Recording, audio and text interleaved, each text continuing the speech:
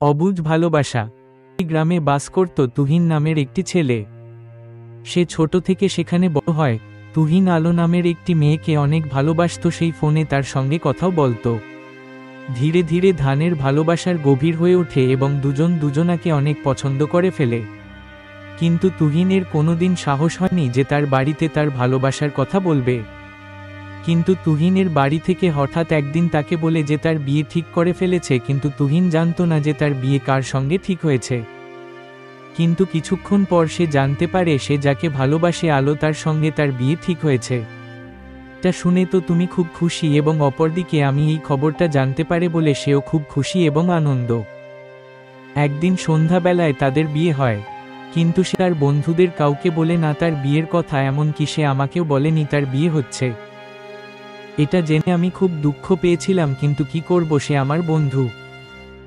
তারা দুজনে খুব খুশি, কিন্তু আলোর বুদ্ধি ছিল একদম বাচ্চাদের মতো। সে সব কিছুতেই যে ধরে বস্তু। এতে তুহিন অনেক দুঃখ পেত কিন্তু প্রকাশ করত না। তবে আমি তাকে মাঝে মাঝে দেখতে পেতাম সে একা বসে কান্না করত, কিন্তু সেটা আলো জানত না, কারণ সে তার বাবার বাড়িতে থাকত। কিন্তু আলো সেটা বুঝুক বা না বুঝুক, তুহিন আলোকে অনেক ভালোবাসে। সেটা কি আলো বুঝতে পারবে? তবে হ্যাঁ, পুরুষ কখনো কাঁদে না, কিন্তু যখন তার ভালোবাসা তাকে সন্দেহ করে তখন সে খুব কষ্ট পায়।